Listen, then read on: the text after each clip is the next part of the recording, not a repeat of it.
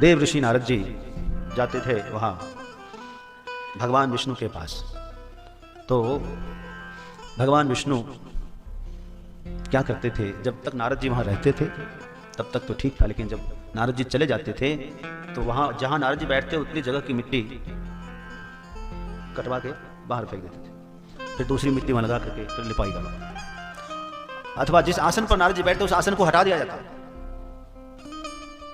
एक बार नारद जी किसी सभा में बोल रहे थे कि मेरा तो बहुत सत्कार सब जगह है, भगवान श्री हरि स्वयं हमारा स्वागत करते हैं, इतना आदर भान। तो एक आदमी को पता था, उसने कहा कि नारद जी आपका कितना सम्मान है भगवान के यहाँ, आपको पता नहीं है? अरे वो पता है, बहुत सम्मान है। बोले आपको ही बता देंगे ना तो जमीन निकल जाएगी। कैसे, क्या बताओ? तब उसने कहा कि जिस जगह आप बैठते हैं ना उस जगह की मिट्टी कटवा के फेंक दी जाती है, वापस दूसरी मिट्टी वहां रखी जाती है, जिस आसन पर आप बैठते उस आसन को हटा दिया जाता है। अब कितना बड़ा सम्मान हुआ आपका? बोले ये तो घोर अपमान है, घोर अपमान है कि नहीं? आप हमारे घर आए, जिस थाली में आप भोजन किए उस थाली को हम साइड कर दिए, जिस आसन पर आप उस आसन को हम हटवा के फेंकवा दिया, तो ये तो अपमान ही है। नारद जी ने कहा अच्छा। अब आए नारद जी का फिर सम्मान हुआ, आसन ग्रहण करें, बैठिए नारद जी, सुनाइए, क्या सुनाइए? अब हमको पता चला असलियत, आप हमारा ऊपर से बहुत स्वागत करते हैं, हमारे जाने के बाद पीछे हमारी बुराई करते हैं, हमारा अपमान होता है यहाँ, अब मैं आज के बाद यहाँ कभी नहीं आऊंगा। ऐसा क्या हो गया?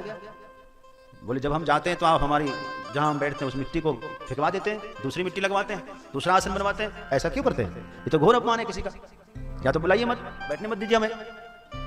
भगवान विष्णु का ऐसी कोई बात नहीं, नारद जी आपका बहुत सम्मान है, लेकिन समस्या यह है जैसे भगवान के बिना भक्ति पूरी नहीं होती, वैसे सदगुरु के बिना जीवन अधूरा होता है। सदगुरु के बिना कोई भक्त पूरा नहीं होता, बात समझिए। भगवान के बिना भक्ति पूरी नहीं होती और सदगुरु पाए बिना कोई भक्त पूरा नहीं होता, अधूरा भक्त होता है। अभी आप अधूरे हैं, ऐसी बात है। जिसको भगवान मिल गया उसको सदगुरु की क्या आवश्यकता है? बोले आवश्यकता है। तो भगवान आप ही बताइए, मेरा मार्गदर्शन करिए, मैं किसको गुरुदेव स्वीकार करूं? भगवान ने कहा नारद जी कल सवेरे सवेरे जब आप उठेंगे तो सर्वप्रथम जिस पर आपकी दृष्टि पड़ जाए उसी को आप गुरु बना लेना। तो ठीक है, भगवान नारद जी गए, अपनी कुटिया में निवास किए। रात्रि शयन के बाद सवेरे जैसे उठे तो सामने क्या देखा? एक धीमर होता है ना, धीमर, मछुआरा क्या बोलते हैं आप, जाल लेकर कंधे पर मछली पकड़ने के लिए चला जा रहा है। अब भगवान ने कहा है कि सवेरे आपको गुरु मिलेंगे, यहां तो मछली पकड़ने वाला मिला है, क्या हम इसको गुरु बनाएंगे? इसको गुरु बनाएंगे? अच्छा, पास में गए, हो सकता है इसी रूप में भगवान हो, गए, महाराज प्रणाम। उसने कहा महाराज आप मुझे क्यों प्रणाम करते, मैं तो मछली पकड़ने वाला, आप तो देवर्षि नारद हैं। नारद जी ने कहा कि हम सोचते हैं कि आपको, नहीं महाराज, हम आपके बन ही नहीं सकते।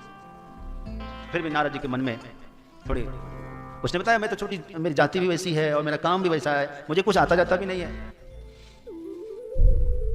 अब नारद जी उदास होकर के लौट गए, भगवान के पास गए। भगवान ने पूछा क्यों गुरु बनाया? नारद जी ने कहा गुरु क्या बनाते भगवान, वो तो मछुआरा था, मछली पकड़ने वाला, धीमर सवेरे सवेरे। अरे गुरु तो कोई ज्ञानी होता है, कोई ध्यानी होता है, कोई। भगवान ने कहा कि नारद जी आपने बड़ी गलती की, गुरु में आपने जो है अवगुण देखा, बुराइयां देखी, आपको तो 84 लाख योनि में जाना पड़ेगा। कितना? 84 लाख योनि में चक्कर काटना होगा। भगवान ये क्या? बोले हाँ, गुरु में आपने ये सब देख लिया। गुरु नाम है ज्ञान का, शिष्य सीख ले सोई, ज्ञान मर्याद जाने बिना गुरु और शिष्य न कोई। आपको 84 लाख योनि में जाना होगा। तो बड़े नारद जी ने कहा कि इसकी कोई उपाय, इसका 84 लाख में न जाना पड़े, कोई उपाय का? वही गुरु बताते, इसीलिए तो गुरु होते हैं जो 84 लाख में जाने ना दे, 84 लाख योनि में आपको जाने ना दे, वही गुरु होते हैं। उन्हीं से पूछिए युक्ति। अब नारद जी की वापस श्रद्धा उसी गुरु में। अगले दिन जो है फिर कुटिया से उठे और सामने फिर वही महापुरुष धीमर जाल लेकर के चले जा रहे हैं। दौड़ करके आज साष्टांग प्रणाम किया, त्राहि माम शरणागत।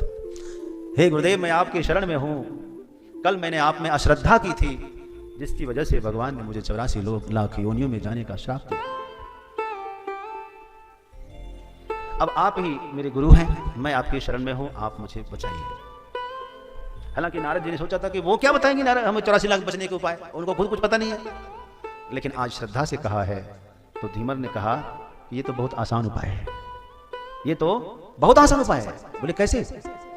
कहा कि अब आप भगवान के पास जाइए, भगवान से कहिए कि भगवान हमको 84 लाख योनि देखना है, 84 लाख योनि कैसी होती है। तो बोलेंगे वो तो जाना है समय से। बोले नहीं, आप हमें चित्र बनाकर दिखाइए, रेखा खींचकर बताइए ये है 84 लाख योनि। और जब बना दे रेखा खींच के तब उस पर लोट पोट कर लेना। भगवान पूछे क्या कर रहे हो, आप बोलना 84 का चक्कर काट रहा हो। और गए भगवान के पास। आज तो गुरु मंत्र मिल गया है, गुरु स्वीकार कर लिया है, तो गए भगवान के पास बैठे। मन आज प्रसन्न है, चेहरा प्रफुल्लित है, पुलकित गाता है। पूछा क्या बात है नारद जी, बड़े प्रसन्न है, गुरु मिल गए? बोले हाँ गुरु मिल गए। बोले अच्छा, बहुत बढ़िया। लेकिन भगवान मैं सोच रहा हूँ कि वो 84 लाख योनि जो में जाने के लिए आपने कहा, एक बार मैं वो देखना चाहता हूँ कि 84 लाख योनि होती कैसी है। कहा कि वो तो वहाँ जाने के बाद मालूम पड़ जाएगा। बोले ना, मुझे यहाँ दिखाइए कि 84 लाख योनि होती कैसी है। कैसे दिखाऊँ आपको? यहाँ हमको आप चित्र बनाकर दिखाइए। तो हाथ में एक वो दिया और जमीन पर रेखा खींच दी ऐसे ऐसे ऐसे। ये 20 लाख जलचर है, ये 20 लाख थलचर है, ये जो है आकाश में उड़ने वाले पक्षी है, ये जो है इस तरह से 4 खानियों में 84 लाख योनियों को बांट कर दिखा दिया। यही है भगवान? हाँ यही है। बस नारद जी कपड़ा खोले और उसमें जैसे यहाँ पर जगन्नाथ जी में सीढ़ी पर लोग कैसे पलटी मारते, देखा कि नहीं देखा? कैसे ऊपर से पलटते रहते हैं, वैसे नारद जी पलटने लगे। भगवान ने कहा क्या हो गया नारद जी, क्या हो गया, क्या कर रहे हैं आप? कहा भगवान 84 का चक्कर काट रहे हैं। आपने बताया था 84 में चक्कर लगाना होगा, 84 में चक्कर लगा। भगवान ने कहा अरे बस हो गया। बोले नहीं अभी और करने दीजिए। भगवान ने कहा हो गया, 84 चक्कर पार हो गया, चलिए छोड़िए। जब सब ठीक हुआ बैठे तब भगवान ने कहा नारद जी ये युक्ति किसने बताई, कैसे? बोले गुरु जी। बोले हाँ, गुरु यही करते हैं, इसीलिए गुरु होते हैं। अपने जीवन में भी एक गुरु होना इसीलिए चाहिए।